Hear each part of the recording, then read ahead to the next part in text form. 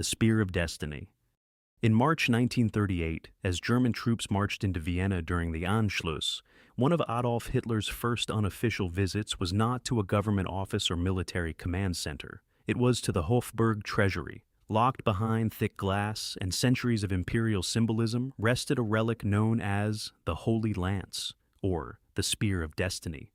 According to legend, this was the spear that pierced the side of Jesus during the crucifixion. Those who possessed it, the legend claimed, held the fate of the world in their hands.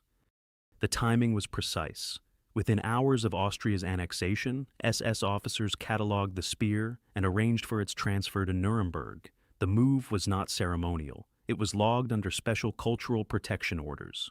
Witnesses later testified that Hitler stood in silence before the relic, studying its iron tip, which measured roughly 7 inches long, encased in a gold sleeve added during the medieval period. The spearhead itself weighed nearly 1.1 pounds and showed metallurgical traits consistent with ancient Roman weaponry, though its exact origin remains debated.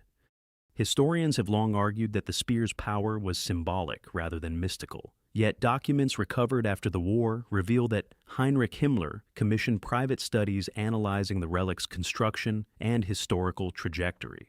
The research focused not only on its material composition, but on the sequence of rulers who had possessed it. Constantine, Charlemagne, the Holy Roman Emperors. Each had presided over vast territories. The pattern, to those immersed in esoteric belief systems, was not coincidence. It was continuity. Photographs from 1938 show SS officers measuring the spear's dimensions in inches and documenting microscopic markings along its blade. Internal memos referenced energetic resonance and historical alignment.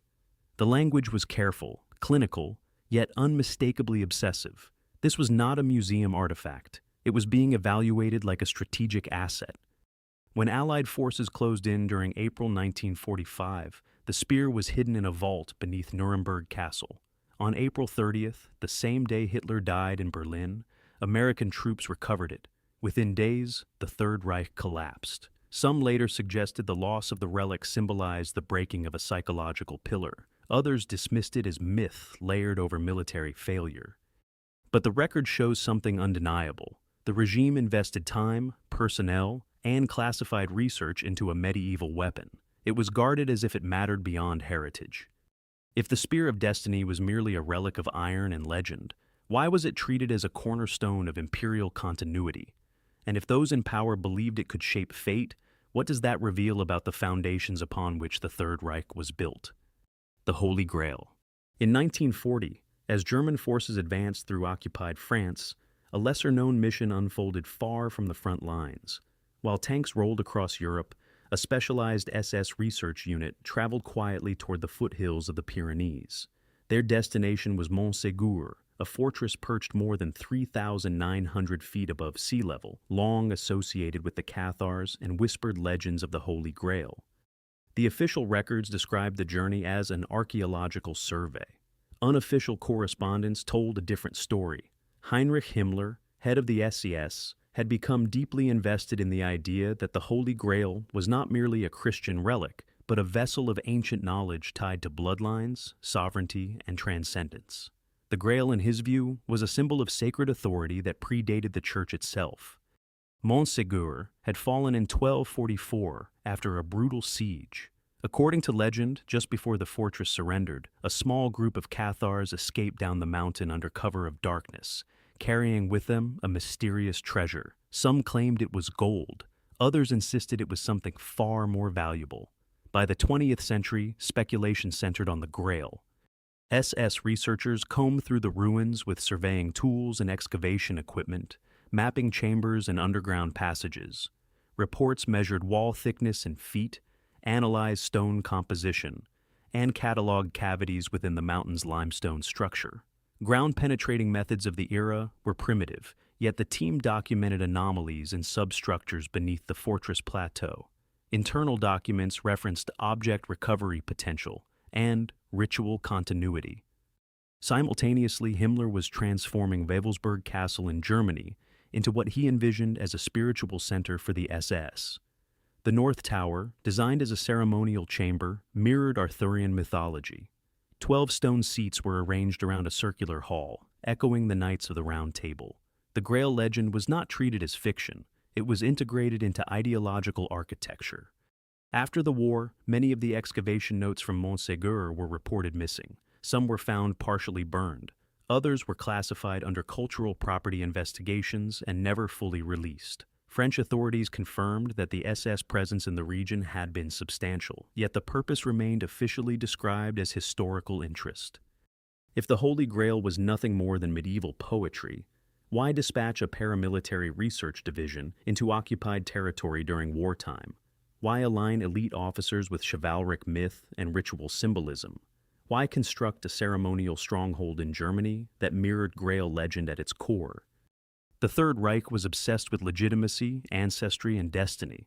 The Grail represented not wealth, but divine sanction. And in regimes built on mythic narratives, sanction can be more powerful than steel. If they believed the Grail embodied a lost authority older than nations, then the search was not about a cup. It was about rewriting spiritual inheritance itself.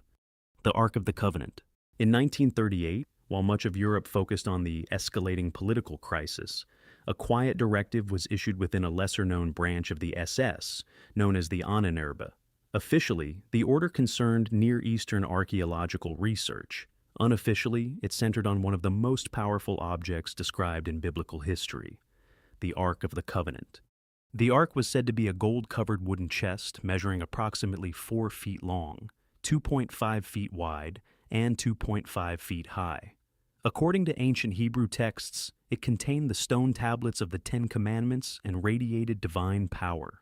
It was described as capable of leveling armies, stopping rivers, and striking down those who approached it improperly. In some interpretations, it functioned almost like a contained energy source, lethal when mishandled. German research teams during the late 1930s intensified studies of Ethiopian manuscripts and Middle Eastern temple records. Particular attention was given to the Church of St. Mary of Zion in Aksum, Ethiopia, where local tradition claims the Ark resides under constant guard. Diplomatic inquiries were made under cultural research pretenses. Ethnographic reports were compiled. Measurements of ancient temple foundations were cross-referenced with biblical descriptions. Internal memos recovered after the war reference Object X and Levitical containment apparatus. While no document directly confirms a physical expedition to seize the Ark, the level of scholarly and logistical preparation suggests more than idle curiosity. The Ahnenerbe did not merely catalog myths. It sought tangible proof of ancestral or divine artifacts that could reinforce ideological supremacy. Some Nazi theorists speculated that the Ark was not mystical, but technological. They theorized it could have been an ancient device capable of generating electrical discharge, pointing to biblical descriptions of lethal proximity and radiant phenomena. Engineers within the SS reportedly examined ancient schematics and ritual texts through the lens of electrical theory, attempting to reinterpret divine wrath as measurable force. After 1945, several files concerning Middle Eastern artifact research were either classified or listed as destroyed during Allied bombing raids. American intelligence units investigating Nazi occult research documented references to biblical relics, but concluded no Ark had been located. However, portions of the Ahnenerbe archives were never fully recovered. If the Ark was simply religious symbolism, why analyze it with engineers rather than theologians? Why dedicate wartime resources to studying temple blueprints thousands of miles from Berlin? Why categorize the research under restricted cultural operations? The Ark represented absolute authority. In Scripture, it was not carried by kings, it carried them. Its presence signified divine endorsement. For a regime obsessed with destiny and sacred mandate, such an object would not be superstition. It would be strategic. Whether they believed the Ark could unleash energy or simply legitimize power, the intent was unmistakable. The Third Reich did not only wage war with weapons, it searched for artifacts that could sanctify conquest itself. The Irminsul Relic. In 1935, a classified memorandum circulated within the SS Research Division, known as the Ahnenerbe. The document referenced a destroyed sacred pillar, once venerated by the ancient Saxons. Its name was Irminsul. According to early medieval chronicles, the structure had stood as a colossal wooden column. possibly more than 30 feet tall, symbolizing a cosmic axis that connected heaven and earth. It was destroyed in 772 AD by Charlemagne during his campaign to forcibly convert the Saxons to Christianity. Official history recorded its destruction, but it never recorded whether fragments survived. The memorandum described renewed archaeological surveys in the Teutoburg forest region of Germany. Excavation grids were measured in feet and marked with iron stakes. Soil density was analyzed. Charcoal fragments were cataloged and tested for age. The goal was not general research, it was targeted recovery.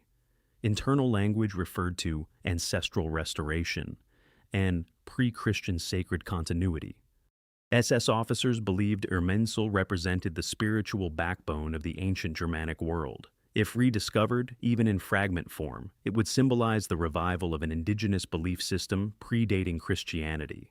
In ideological terms, this was critical. The regime sought to sever ties with what it saw as foreign religious influence and replace it with mythic ancestral authority. Reports from 1936 mention the discovery of unusual post holes in a circular formation, each measuring roughly 18 inches in diameter. Burn patterns in the surrounding soil suggested a large timber structure had once stood there. Fragments of charred oak were extracted and sealed in labeled containers. The samples were transported to Berlin under restricted documentation. Photographic evidence from the dig was limited. Several images referenced in field logs do not appear in surviving archives. A later Allied intelligence summary noted that certain excavation records were missing from Ahnenerbe files recovered in 1945. The absence was never explained. If Irminsul had been completely annihilated in the 8th century, why conduct large-scale excavations more than 1,000 years later? Why classify soil samples and restrict access to archaeological photographs? Why frame the recovery effort as spiritual reclamation rather than historical curiosity? The Irminsul was not gold. It was not jeweled. It offered no battlefield advantage in conventional terms. Its power lay in symbolism. It represented an origin story untainted by external doctrine. For a regime obsessed with ancestral legitimacy, such a relic would serve as ideological foundation. Whether fragments were truly recovered remains uncertain. The excavations ended abruptly as the war intensified. Sites were closed, records thinned, personnel were reassigned. If a sacred pillar once stood as the axis of a civilization, and if even remnants of it were found, what might that mean for a regime attempting to reconstruct an ancient identity? The Crown of Charlemagne.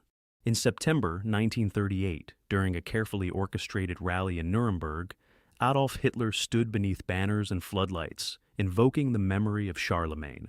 To the public, it was rhetoric. To those within the regime's inner circle, it was something more calculated.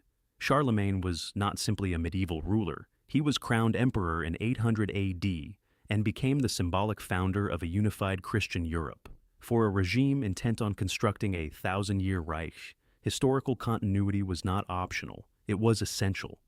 The imperial regalia of the Holy Roman Empire, including the crown associated with Charlemagne, had long been preserved in Vienna. The crown itself, composed of 8 hinged gold plates set with precious stones and enamel images, measured approximately 8 inches in height and weighed close to 7 pounds. Each plate carried biblical iconography. It was less a piece of jewelry than a statement of divine legitimacy. Following the Anschluss in March 1938, the regalia were transferred from Vienna to Nuremberg under direct orders. Officially, this was described as cultural repatriation. Internally, it was described as restoration of rightful heritage. Documents show SS officers supervised the relocation personally. The crown was transported under armed guard and placed in a specially secured vault beneath Nuremberg Castle. Why the urgency? Why move medieval artifacts during a period of mounting military tension? Hitler frequently referenced the Holy Roman Empire as a precursor to his own ambitions. By possessing the regalia, he symbolically positioned himself within a lineage of emperors. Photographs from state ceremonies show the artifacts displayed prominently, though rarely handled. The emphasis was on association, not spectacle. Researchers within the Ahnenerbe examined the regalia's inscriptions, gemstone origins, and construction methods. Reports measured gold purity in carats and analyzed the crown's structural engineering. The language used in these studies suggests more than antiquarian interest. Phrases such as continuity of imperial authority and transmission of sacred sovereignty appear repeatedly. When Allied forces advanced in 1945, the regalia were hidden in a bunker carved into solid rock. American troops recovered them in April. The Third Reich fell shortly thereafter. The crown was eventually returned to Austria. Unlike the spear or the Grail, the Crown of Charlemagne was undeniably real. It carried no claims of supernatural force. Its power was psychological and historical. It embodied the concept of divinely sanctioned rule across centuries. If relics like the spear suggested mystical destiny, the crown offered legal inheritance. It reinforced the idea that the Third Reich was not an aberration, but a continuation. Why then prioritize its relocation and secure it with military precision? Why embed medieval regalia into modern political theater? Because regimes built on myth require artifacts that anchor those myths in tangible history. The crown did not grant power, it justified it. The Emerald Tablet fragments. In 1936, within the classified archives of the SS research organization known as the Ahnenerbe, a series of translated manuscripts began circulating among a select group of scholars, occult researchers, and engineers. These documents did not reference conventional relics or imperial regalia. Instead, they focused on a legendary object, considered one of the ultimate esoteric targets of the SS, the Emerald Tablet, also known as the Tabula Smaragdina. According to ancient Hermetic tradition, the Emerald Tablet was an engraved slab attributed to Hermes Trismegistus, a mythical philosopher-priest believed to possess divine knowledge. The text was said to contain the foundational principle of alchemy, summarized in the enigmatic phrase, "as above, so below." To mainstream historians, the tablet was a symbolic philosophical text. To the SS, it was something far more dangerous and potentially transformative. Within occult circles aligned with the Nazi regime, the tablet was believed to hold the secrets of transmutation, not only of metals, but of human potential itself. Central to this belief was the concept of vril, a supposed cosmic energy that could elevate humanity to a near-divine state. Heinrich Himmler and his inner circle became convinced that the Emerald Tablet contained encoded instructions for harnessing this energy. Some SS theorists even claimed the tablet originated from Atlantis, authored by Hermes Trismegistus, whom they regarded as an ancient Aryan high priest who survived a lost advanced civilization. The search for the Emerald Tablet was not theoretical. SS expeditions and intelligence units were dispatched to multiple regions. In Egypt, teams investigated tomb complexes in Giza and Saqqara, driven by the belief that original emerald fragments were buried alongside priest kings. In Tibet, during the 1938 SS expedition, researchers interrogated monks and lamas about hidden knowledge and ancient texts that might preserve Hermetic teachings. Within Germany itself, particularly in the Harz Mountains, SS units conducted excavations at sites associated with medieval secret societies, hoping to uncover relics or manuscripts linked to alchemical traditions. Recovered wartime records indicate that the SS successfully obtained ancient Arabic and Latin translations of the Emerald Tablet from occupied European libraries. These texts were classified and circulated among select researchers. The focus shifted from finding a literal emerald slab to decoding the knowledge contained within the writings. This pursuit intersected with one of the most mysterious technological projects of the Third Reich, Die Glocke, or the Bell. Some accounts suggest that scientists involved in this program studied Hermetic principles from the Emerald Tablet, particularly theories concerning the interaction between matter and energy. The objective was ambitious, manipulating material structure to develop advanced propulsion systems, anti-gravity mechanisms, or entirely new classes of weaponry known as Wunderwaffe. Despite extensive efforts, no verifiable evidence ever surfaced, confirming the discovery of genuine emerald fragments. Yet, for Himmler and the SS elite, the absence of the physical artifact did not diminish its value. The true prize was the knowledge encoded within its texts, knowledge they believed could reshape science, spirituality, and power itself. Elements of these teachings were reportedly incorporated into symbolic rituals conducted at Wewelsburg Castle, the spiritual center of the SS. If the Emerald Tablet was merely allegorical, why were archaeological missions, intelligence operations, and advanced scientific projects linked to its pursuit? And if the physical artifact was never found, what knowledge did the SS believe they had already uncovered, and what were they trying to build with it? The Imperial Sword. On March 15, 1938, as Adolf Hitler triumphantly entered Vienna following the Anschluss, the operation unfolding behind the scenes was far more deliberate than a political takeover. While crowds filled the streets, elite SS units moved with precision toward the Hofburg Palace. Their mission was not military. It was symbolic, ideological, and, in Hitler's mind, deeply mystical. Just as the Spear of Destiny was secured in a tightly controlled operation, another relic of immense significance was seized at the very same place and time, the Imperial Sword of the Holy Roman Empire. Forged in the 11th century and later refined for imperial ceremonies, the Imperial Sword was one of the most sacred objects of the Holy Roman Empire. Adorned with gold and engraved with Latin inscriptions invoking divine authority, it symbolized the emperor's duty to defend the faith and wield justice. During coronation rituals, the sword represented not merely power, but power sanctioned by destiny.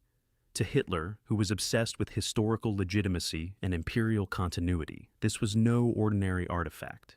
It was proof that the Third Reich stood as the rightful successor to the First Reich, the Holy Roman Empire. Within hours of Austria's annexation, the Imperial Sword, alongside the Spear of Destiny and the Imperial Crown, was removed from the Vienna Imperial Treasury under strict SS supervision. This was not looting. It was a calculated ritual of succession. Hitler ordered the regalia transported not to Berlin, but to Nuremberg, the symbolic heart of the Nazi movement and the historic city of imperial assemblies. In his vision, history was not being rewritten. It was being restored. Nazi ideology framed these relics as a unified triad of power. The crown symbolized sovereign authority, the sword embodied military force and justice, and the spear represented destiny and divine will. SS leadership, particularly Heinrich Himmler, reinforced this symbolism through ceremonial staging, architectural alignment, and orchestrated exhibitions designed to evoke reverence and historical inevitability. These artifacts were presented not as museum pieces, but as sacred instruments of a reborn empire. As the war intensified, the Imperial Sword and its companion relics were hidden deep within fortified underground vaults beneath Nuremberg, including the heavily secured Panniers bunker. Guarded by loyal SS units and shielded from bombardment, the artifacts were treated with a level of protection comparable to strategic military assets. In 1945, Allied forces aided by intelligence and the Monuments Men uncovered the concealed chamber behind a false wall, just in time to prevent the relics from being destroyed or disappearing into clandestine networks. The Imperial Sword was eventually returned to Vienna, where it remains on display. Yet the true extent of its ceremonial and ideological role within the Nazi power structure remains partially obscured, buried within fragmented and classified wartime records. If the Spear of Destiny symbolized the right to rule, and the Imperial Sword embodied the power to enforce that rule, then the Nazi seizure of both in the same moment was no coincidence. It was a declaration. But was it merely propaganda, or the execution of a ritual Hitler believed would legitimize his empire for 1,000 years? The Sæbø Sword. In 1825, on the remote Norwegian island of Sæbø, a farmer digging through an ancient burial mound uncovered a corroded Viking sword. At first glance, it appeared to be nothing more than a relic of a forgotten warrior, its blade deliberately bent in accordance with Norse burial rituals. But etched along its surface were faint and unusual runic markings, symbols that would puzzle scholars for over a century. Then, in the 1930s, the sword drew the attention of an organization that viewed such artifacts not as remnants of history, but as keys to humanity's true origin, the SS Ahnenerbe.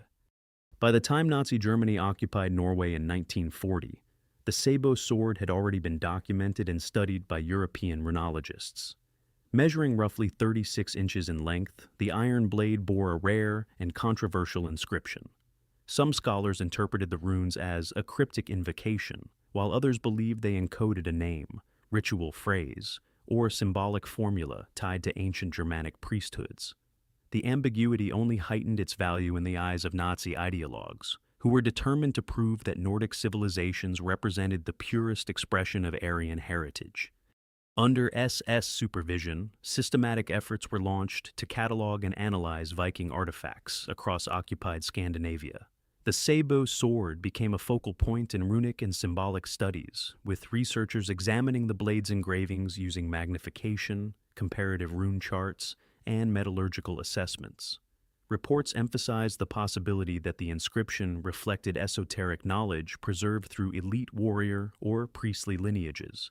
In Nazi ideological frameworks, such symbols were not decorative. They were perceived as carriers of ancient power, memory, and identity.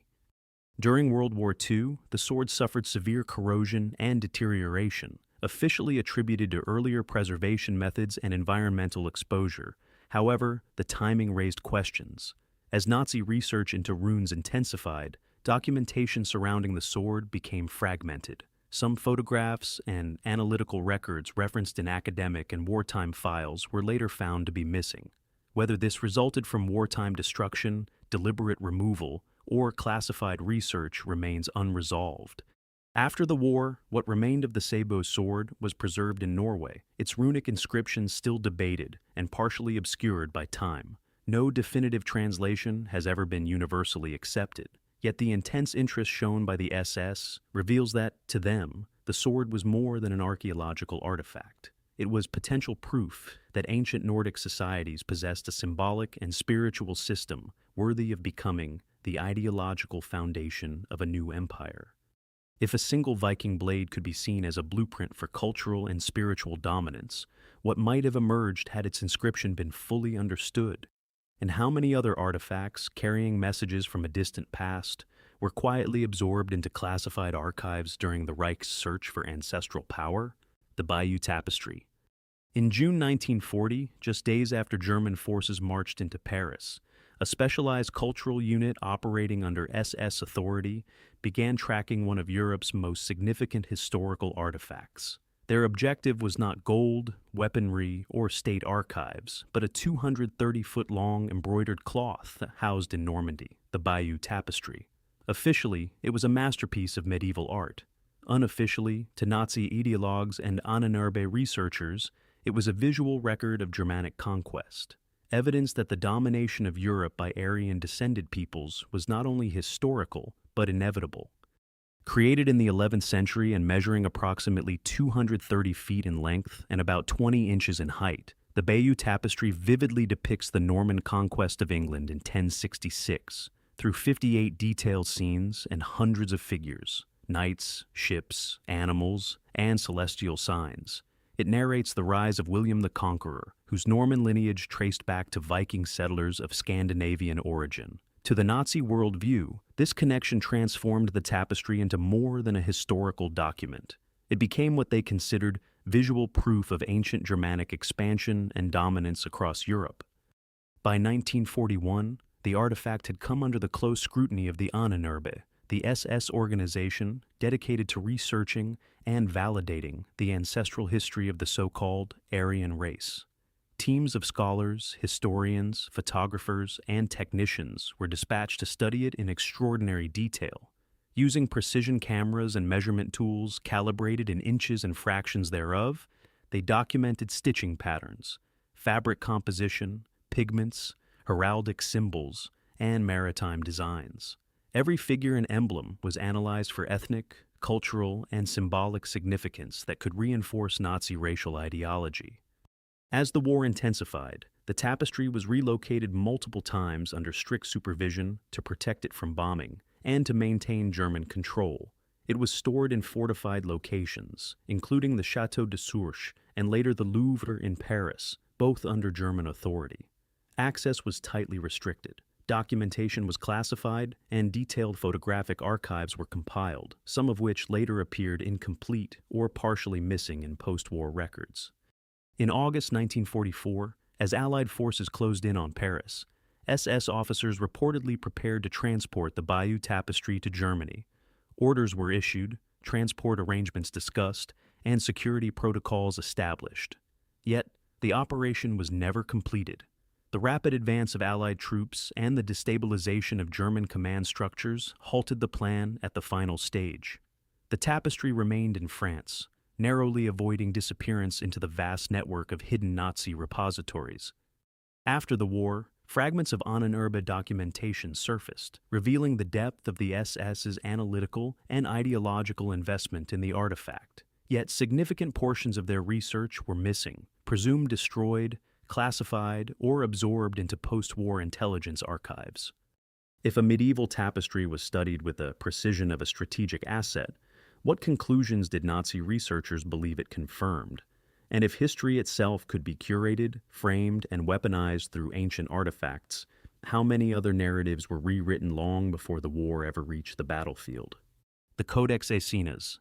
In the autumn of 1943, as Allied forces advanced across Italy and the Axis front began to fracture, a quiet but urgent operation unfolded in the countryside near Jesi. SS officers, accompanied by scholars and intelligence personnel, arrived at a secluded estate belonging to the noble Baldeschi-Baleani family. Their target was neither military nor political. It was a manuscript, aged, fragile, and considered invaluable.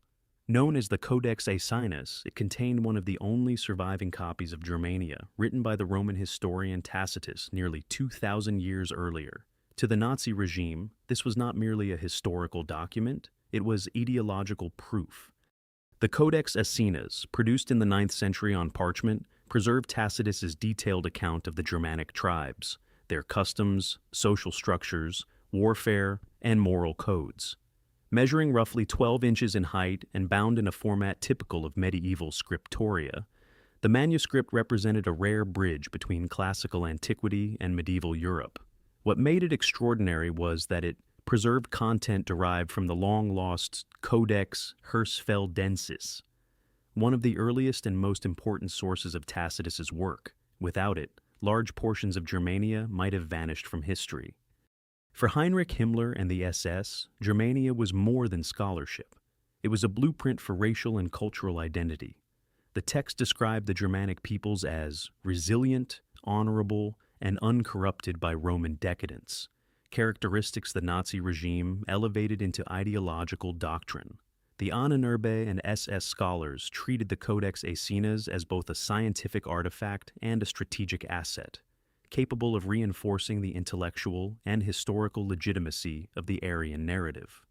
Following Italy's armistice with the Allies in September 1943, German forces swiftly secured key cultural and strategic targets. The Codex Aesinas was placed under SS protection, with documented plans to transport it to Germany.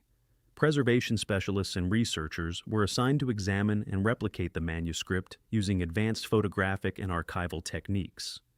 Detailed reproductions were created, and restricted reports analyzed its linguistic structure, historical implications, and propagandistic potential. As the war turned decisively against Germany, the manuscript's trail became uncertain. Records indicate that transport plans were altered repeatedly amid collapsing supply lines and advancing Allied forces. Some SS documentation was destroyed, other files disappeared. Yet, unlike many artifacts seized during the war, the Codex Aesinas resurfaced in Italy after the conflict, largely intact, though the full extent of Nazi research and reproduction efforts was never completely recovered or disclosed. The survival of the manuscript raised unsettling questions. If the original was preserved, what became of the copies, analyses, and ideological frameworks built around it? Allied intelligence units collected vast archives of Nazi research, but many documents were classified for decades, and some remain incomplete or missing.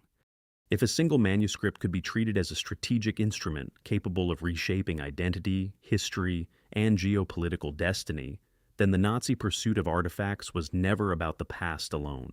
It was about controlling the narrative of humanity itself. Conclusion: these artifacts reveal a pattern that is difficult to ignore. They were not random curiosities gathered by an eccentric regime. They formed a structured pursuit of authority, legitimacy, and knowledge that extended far beyond conventional warfare. From medieval regalia and biblical relics to alchemical manuscripts and lost libraries, each object represented a different dimension of power, spiritual mandate, historical continuity, intellectual dominance. This was not simple superstition. It was systematic acquisition. Research divisions were established, expeditions were funded, documents were classified, artifacts were relocated under armed guard, photographic evidence disappeared, archives were sealed. The repetition is consistent. Whenever an object was believed to reinforce ideology or unlock hidden advantage, it was removed from public scrutiny and absorbed into restricted channels. Governments after the war inherited these files, and many remain partially redacted or inaccessible. What was lost in this process may extend beyond the objects themselves. Each relic represented potential influence over narrative, belief, or scientific direction. If ancient manuscripts contained insights into engineering or cosmology, their suppression would mean more than historical loss. If symbolic regalia anchored political authority, their manipulation shaped perception across millions. Every confiscated artifact may represent a chapter of human development redirected or concealed. The more unsettling implication is that such patterns rarely end with one regime. Systems of power protect themselves. Information that challenges established structures is often filtered, reclassified, or quietly archived. The search for relics may have ended in 1945, but the management of knowledge did not. The question is not whether these artifacts possess supernatural power. The question is why so many were considered too significant to leave in public hands. When authority seeks ancient symbols and forgotten texts with military precision, it suggests belief in something deeper than myth. History may record battles and treaties, but beneath those records lies another pursuit entirely. And until every archive is opened, the line between legend and strategy will remain deliberately blurred.